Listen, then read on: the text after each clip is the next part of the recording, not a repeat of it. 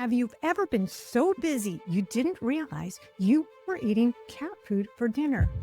Yes, really.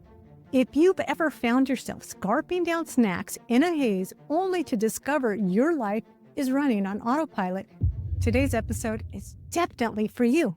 Today I'm sitting down with Peggy Sullivan, a woman who not only survived the ultimate dinner, but turned that moment and a few other wake-up calls into a best-selling book and brand new approach to living. Peggy's helped everyone from Google to busy parents break free from the chaos and start achieving more by actually doing less.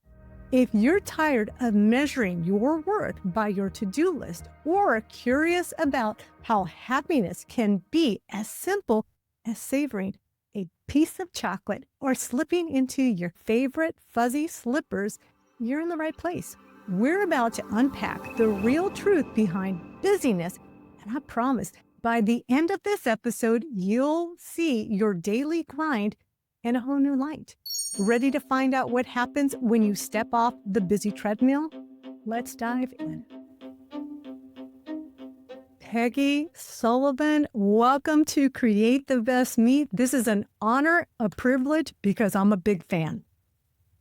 Thank you. And I am super excited to be here. Hey, who doesn't struggle with time poverty? Exactly. And that is why I'm a big fan, because the topic that we are going to be talking about today is something that I have struggled with all my life. I feel like my life has two gears. It's either go, go, go with your head down, or it's don't do anything at all. Yeah. I mean, our hustle society, let's face it, our hustle society tells us that busyness, it's good. It's a status symbol. It's a sign of importance. And so that's how we're raised. That's how we're brought up. I had an immigrant as a father, and he worked super hard to climb the ladder and become successful and prove himself. So, it's easy to become busy. It most certainly is. So, Peggy, I know that I'm a big fan, but can you tell the listeners and viewers a little bit about who you are and what you do? Yeah. My name is Peggy, and I am a busyness addict in recovery. Because for me, there's always been too much to do and too little time to do it. And I've had a big wake-up call, and it really woke me up to the fact that busyness doesn't equate to success, and that busyness also puts us into this mindless haze where we're really paying a big price tag. And the story I want to share with you, one night I came home from work, and it was a long day. It was a 10-hour day, and I scoured my cabinets for anything I could find to eat. And I landed on a bag of stale pistachio nuts, the only edible thing that I could find. And I scarfed them down, and I felt this pulling on my leg. And I looked down, and it was my cat, Dazzle. And he was like, "Mommy, feed me. I haven't eaten in 10 hours either." So I threw some kibbles into his dish, and I fell asleep on the couch. I was pooped. And I woke up a couple of hours later to this horrible noise, and I look up, and it's my cat again, but this time he's throwing up pistachio nuts. So I look down, and I see remnants of cat food in my hand. I was in such a mindless haze. I just ate cat food for dinner. And the ironic part is, I remember thinking to myself, these nuts are salty. They're stale. I better get to the store and get some new ones. But I just kept on chomping. Oh my gosh. That's living on autopilot. Just not paying attention and just grabbing whatever. And no matter how smart we are or, how good we are at what we do, we're not living in the presence. Yeah. I mean, we get to be in a mindless haze, and it really takes away from our quality of life, our ability to have sustainable relationships, our power as a leader, and our power to get things done because we don't always focus on what matters. That's very true. So, Peggy, I think I heard in doing the research about you, that you've made yourself into an instant success, doing what you do best, and that your wake up call was that you had a heart attack. Is that right? Yeah, I had lots of wake up calls. I mean, the cat food call made me realize that I was in a mindless haze. My husband, after 18 years of marriage, walked out, said, Peggy, you're not spending enough time with me. All you're doing is working. So that happened. And then 6 months later, I was stressed out about that. And I had a stress related heart attack. And they always say bad things come in threes. And I lost out on the job opportunity that I had been promised and working for so many years because I was off of work because of the heart attack. So I'd say all of those combined made me realize busy isn't better. You don't achieve more. Really, the best way to achieve more is by focus and intention and doing less. And so I got curious as to how am I going to do that with self-preservation? I wanted to figure out how to lead a better life for myself because my life was falling apart. And as I was starting to do that, people were coming to me saying, oh my God, you've changed. You're so productive. You're happy. You're healthier. What's going on? And I started to teach my practice to companies and large and small organizations. And I refined it. And before you knew it, I had a process that gives people about 5 to 7 hours back in their work week, which, hey, who doesn't want that? Exactly. And what is the magic pill? What is that secret little wand that helps us achieve more by doing less? It's a 3-step process, and it's all about micro steps. I think when we try to take on big, horrific change, it's too hard. And when we look at micro steps and we start to feel some relief from those micro steps and things get easier, it conditions us to do it as a habit. So my busy busting framework has 3 steps. The first step is subtraction, which is about subtracting low value transactions so you have the time for what's really important. And let's face it, we all get caught in busy traps. Maybe you're one for social media as a distraction, or you've got mail as a distraction, or maybe somebody's knocking on your door and you have an interruption and you pay interruption tax, or maybe you go down the email rabbit hole. I mean, there's a whole list. I actually researched, and there are 21 low value activities that distract from our ability to be healthy, happy, and productive.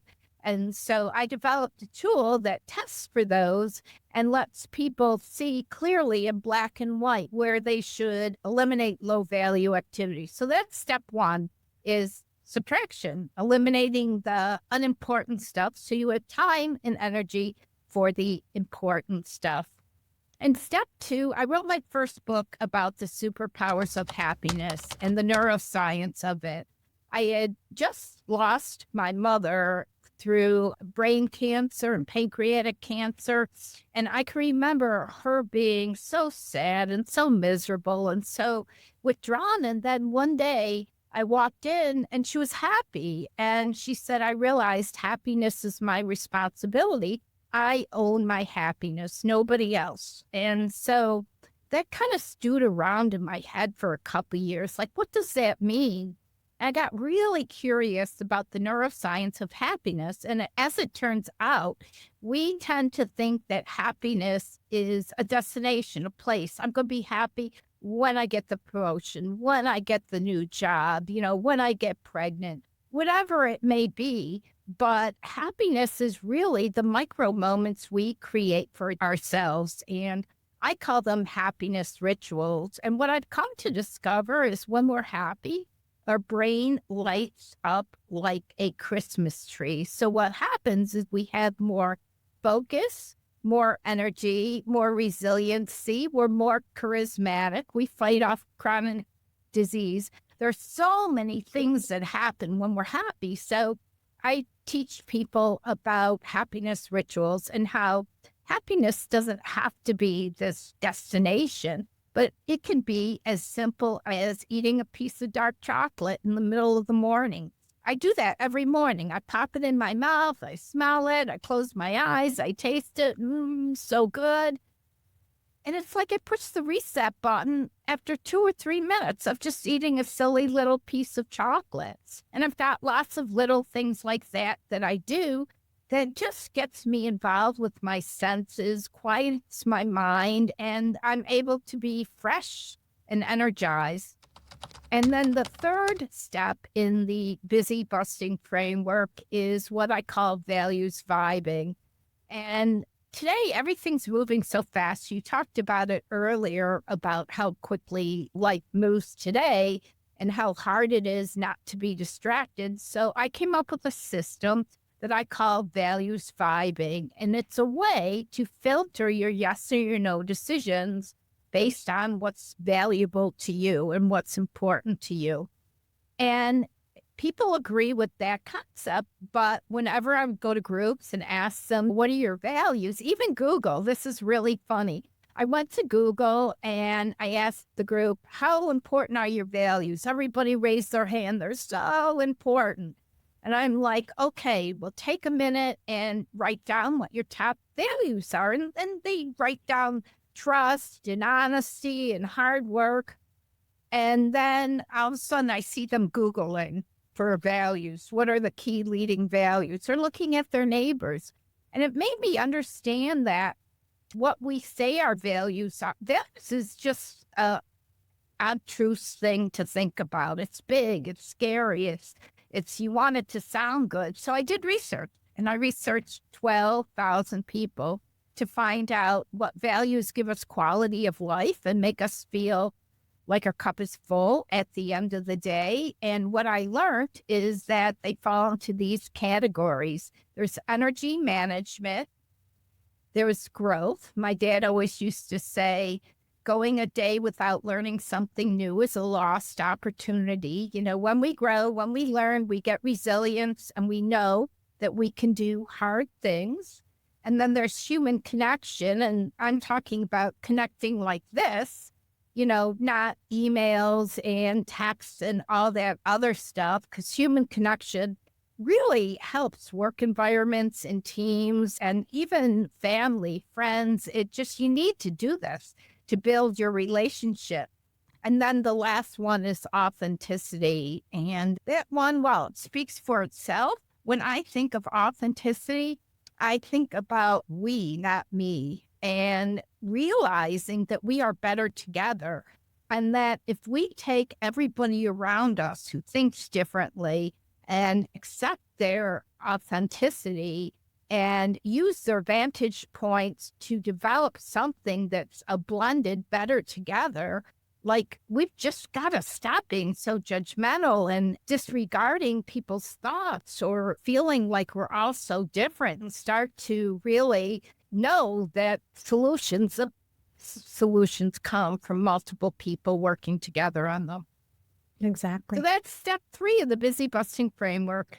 Well, you know, I think we missed step 2 because you talked about step 1 was eliminating the distracting Step tasks. 2 was mojo making, which was a happiness rituals, where I said happiness isn't a destination. You know, it's these tiny micro moments we make for ourselves.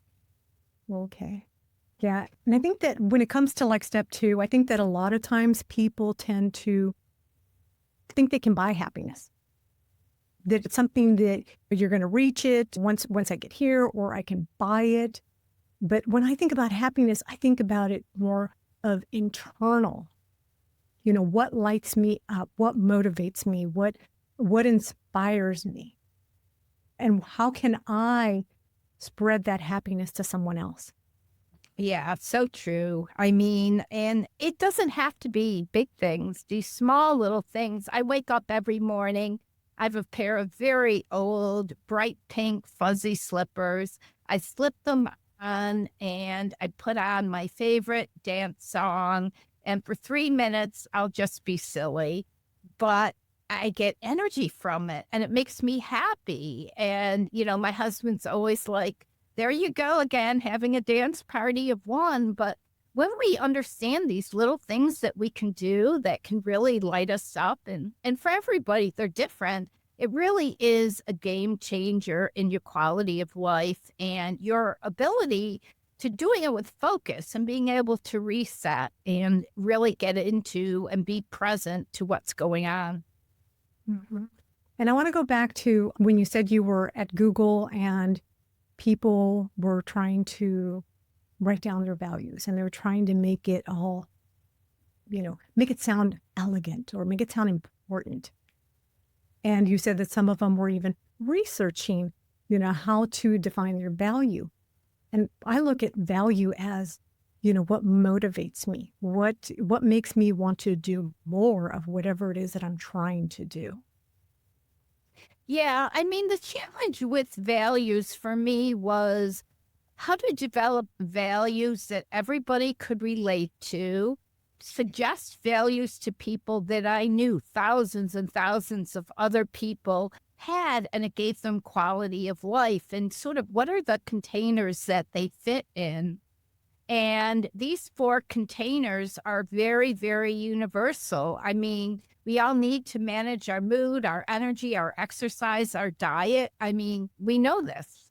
And we all know we need to grow, and growing is what keeps us young and keeps our minds fertile. And we know that we need to connect with other human beings. And we also know about authenticity, but we don't tend to think about those as core values. But when you start to think about them as core values, and then you say, well, is this thing that I'm thinking about doing, does it really help me advance one of my core values? And if the answer is no, then why are you doing it? It makes no sense. It's not adding value to your life. And for me, this values vibing was game changing because I don't do anything that doesn't align with my values. And I've saved a lot of time and heartache and drama in my life. I used to say yes to everything. I'm a nice person. I like saying yes, but I don't do that anymore. So you said that you missed out on this promotion that you had been working so hard for. And then you realized that a shift had to take place within you. Did you find that when you were doing this shift that you were doing less but achieving more? That's why my name of my book is How to Achieve Less by Doing More. It didn't happen overnight. I tested a lot of different processes with a lot of people to get this strange combination of the busy busting framework that does work. But it really makes sense when you think about it, eliminating the things that aren't important so you have more time and you can focus, creating more happiness in your life and setting the bar a little bit lower so you can be happier more often and take advantage of the superpowers of happiness. And, the connecting part, like I love connecting with people. It makes me feel good. So those values are, to me, a game changer because they really make you feel good. They fill your cup. And whether you're career-oriented, family-oriented, whatever your passions are, they work for everybody. When you started this do less, achieve more, did it balance your life to where you found that you had more of a personal life, but you were also being more energetic or more productive in the work field? You were putting out greater results, but you were also putting out greater results at home. Yeah. I mean, for me, it's all about intention, right? And what's important to me. I have an amazing marriage. My husband and I, we love each other dearly, but I'm probably one of the most singlest married person. He has my back when I need him, but we're very independent, and that works for me and it works for him. And I'm very close with my son and my friends, and I love my yoga studio and my yogis. And I do cold plunging, and there's a group of people that do that. So For me, it was a journey to find these things that physically, emotionally, mentally really fill me up. And I hard code them in my schedule. People look at me and say, well, why can't I meet with you Monday morning from 9 to 11? Well, I'm like, well, I'm going to go to yoga and I'm going to go cold plunge and I'm going to sit in the sauna. And you know what? When I do that, I am ready to go. I am like so juiced up, so creative. Mhm. Tell me about a person that you worked with that was the prime example of who you were before and how you got them to change or see the importance of doing less and achieving more. Well, busyness is an addiction, and we really didn't talk about this yet. So let's talk about the elephant in the room. Please. When we think about addiction, we tend to think about alcohol or drugs, but addiction is really anything that keeps us from doing things we normally should be doing, want to be doing, need to be doing, because it's like this compulsion. You just got to scratch it, a mosquito bite. And busyness is an addiction. And the American Psychiatric Association says an addiction is anything that keeps you away from what you should and need to be doing. And so when I realized that my busyness was an addiction, I realized that I needed something very intentional to help me out with that. And it's natural to subtract low value interactions, but we don't think about it and we don't know what they are. And we're into these habits. I used to look at email most of the morning because I'd go to bed and my email would be totally empty, and I'd wake up in the morning and I'd have 75 emails. And so I did so many things that worked around cleaning my email box out, even though many of it was low value transactions. I went to meetings that I didn't get value or I didn't give value. So eliminating those things, it just frees up time to spend on things that are more intentional. And I tend to time block them out because they're very important to me. And so, they're hard coded into my calendar. So I always have time to recharge, refresh. And when I'm focused, I achieve more. I sit down and I get more done. Mhm. Yeah. And so, how does one break the cycle of busyness? Because it's just like if we're not busy, then I don't know. Some people might say that I have no value. Well, we need to stop equating busyness with productivity and happiness and health, because the data shows that when we're busy, our health deteriorates, our focus deteriorates, and so does our productivity. I mean, you think about it, multitasking. We all think that's a great way to get work done. But actually, when you multitask, it takes you 2.5 times as long, 2.5 times, because you're not focused, but also your work is riddled in mistakes. On average, people who multitask have 3 to 4 times as many mistakes in their work. So you're into this redo. And I talk often about a friend of mine, Lucy Liu, who one day her mother, who used to watch her 9-month, she couldn't come in. She had the flu. And Lucy thought, I'd just multitask my way through the day. No problem. Baby on knee, take a cute picture of this, and that's wonderful. Life is good. I can do it all. And it took her longer to get through her day because her daughter needed her. An 8-month child needs attention. But her surprise came when she went back to work the next day, and she realized that she had sent out a whole series of invoices that were for $11,000, and the price list and the standard price was $1,100. So she ended up, that one little mistake went out to 57 customers, and it took her days to retrieve it, to calm them down, to work around. And had she been focused, she knows that the task there and the thing that she was billing for was $1,100. why she built 11,000. She wasn't focused. She was distracted. And so it's really important to be present and focus on one thing at a time. And I will say that that is something that I learned the hard way. I used to say, oh, well, you know what? I'm just special. I can multitask and I never make mistakes. I'm just good at it. I can nail it because, I have adult ADHD. And so I thought I can do it. But one day I did discover that this multitask little game that I had been playing for many, many years was dragging me down instead of making me more productive. And so now I've learned that, no, one task at a time, focus on that one thing, no matter how good you think you are at doing all this other stuff, one thing. And I did find that I accomplished more if I just did the one thing and then bunny hop to the next thing.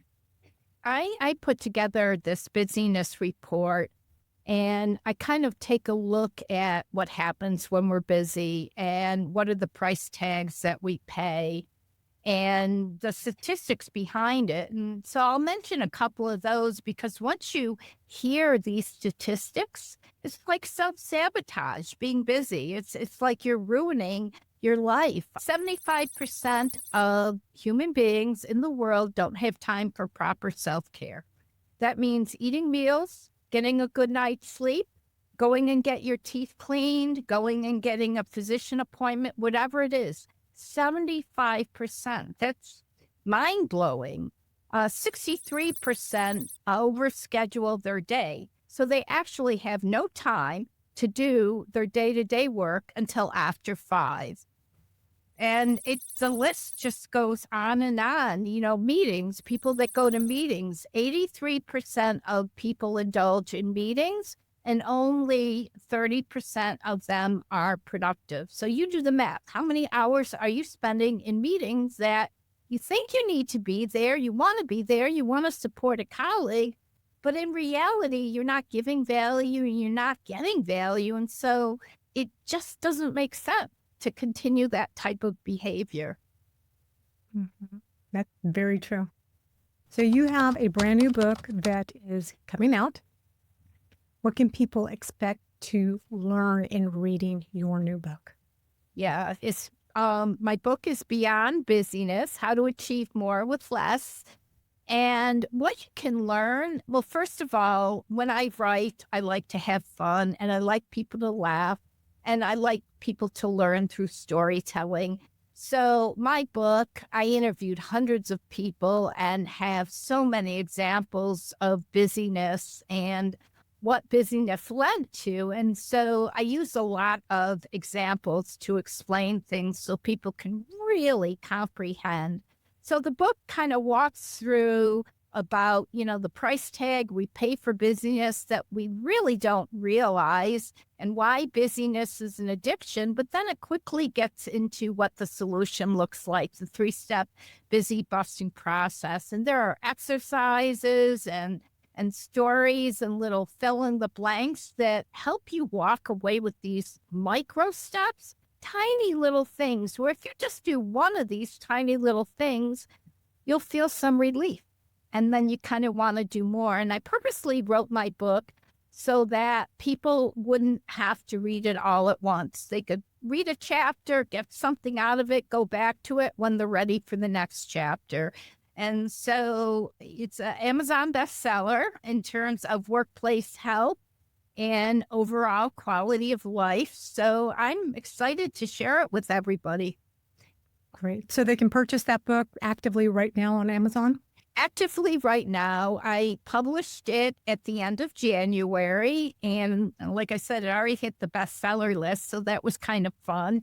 But it's available on Amazon, Beyond Busyness, How to Achieve More by Doing Less. It sounds like a great book. Would you recommend that people, when they are working through each different chapter, that they perhaps have a journal and maybe take some time to reflect what they learned, or what was the aha moment that they went through each chapter? That's actually part of the book, quite honestly. I mean, I think a journal is a great idea. And I've got a workbook that I don't promote a lot. I let people get the workbook when I speak, so then they can practice it. And sometimes I'll give them a book as well, too. So we learn by doing, but for me, the biggest, most important things was to make this journey fun, to make sure that people felt relief and that they saw progress immediately with micro steps. Mhm. So, Peggy, based on the conversation that we have had here today, what are three things or what are three steps that you would want the listener or viewer to hold close to their heart and remember? And we're talking to that person who is suffering of busyness addiction. Yeah, I think really to understand the truth about busyness, I did my first TEDx on this subject and it got millions of views because everybody in the world is over the top busy. And so busy isn't better would be the first thing I want people to learn. If you look at the stats, you look at the data, and you really spend some time, you'll learn that you're not healthier, you're not more productive, and you're not happier when you're busy. While we like being busy, it's not sustainable, and you need to be busy on the right things. Intentionally busy for me is fine.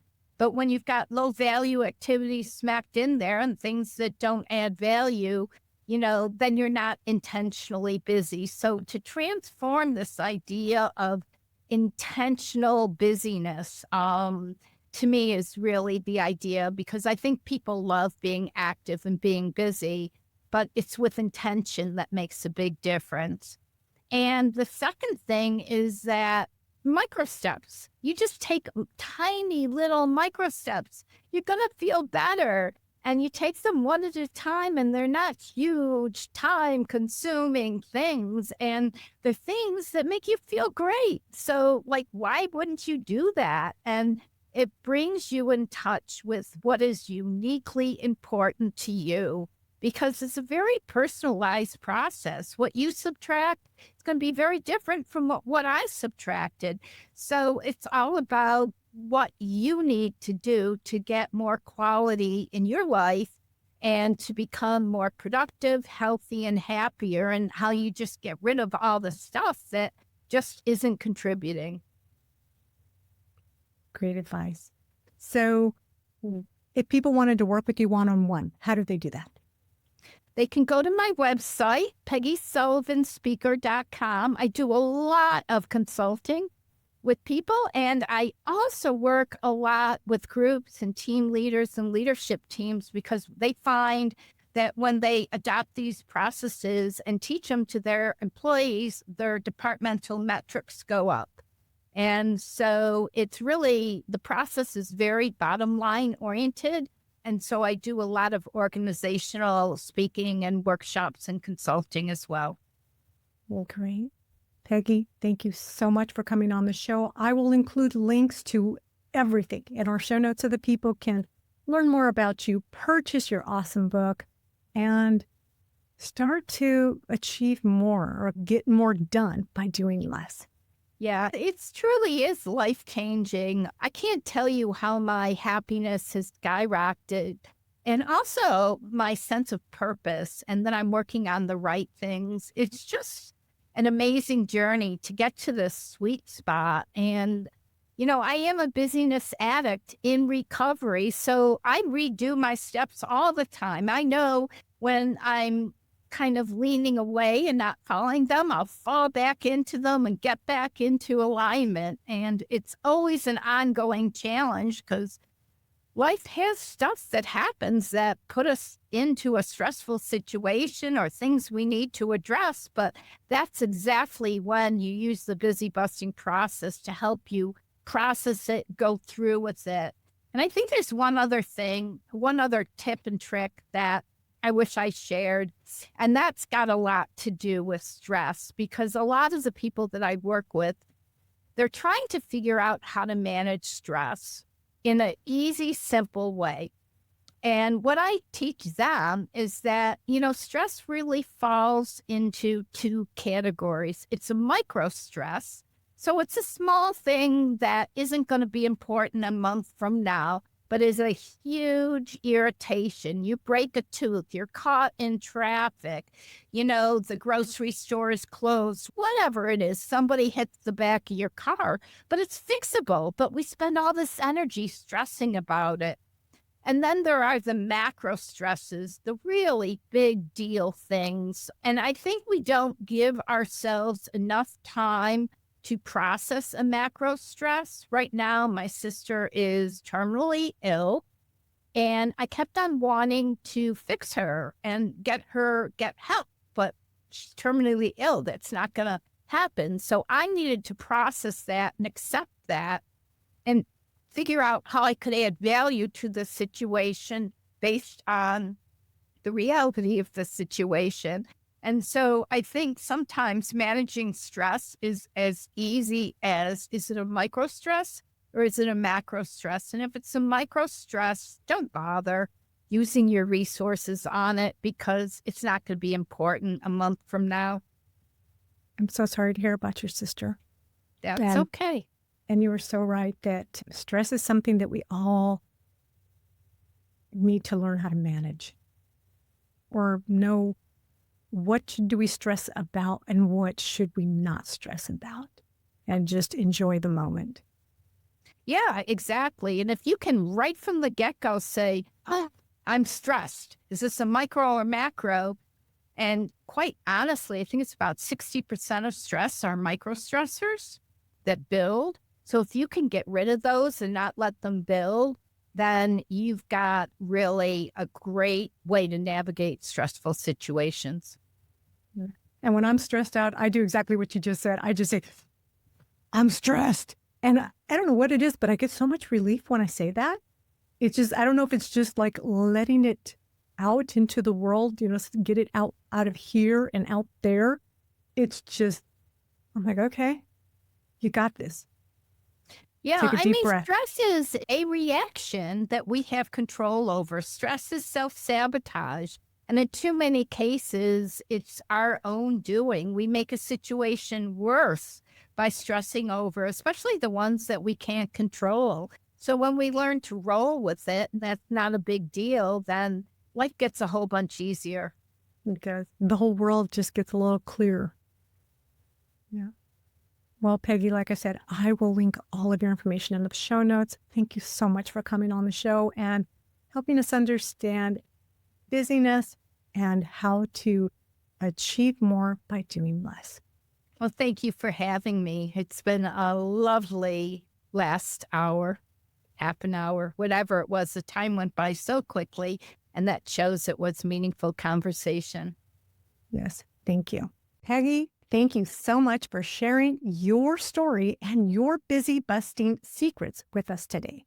From eating cat food to mindless haze to helping us reclaim our energy, you've shown that living with intention, not just action, really does change everything. So if you've ever felt like life is a blur of to-dos and you're barely remembering dinner, you're not alone. And remember, you're not stuck. Remember, busyness isn't a badge of honor. It's a habit, and you can break it one micro step at a time. If you want to dive deeper with Peggy, grab her book, Beyond Busyness, How to Achieve More by Doing Less, or find out how she can help your team or event. Just head on over to createthebestme.com/EP132. I'll make sure to post the links in the show notes below. And don't forget to come back next week for another amazing episode made just for you. Until then, keep dreaming big. Take care of yourself one micro step at a time. And remember, you are beautiful, strong, and capable of creating the best version of yourself. Thank you for watching. Catch you next week. Bye for now.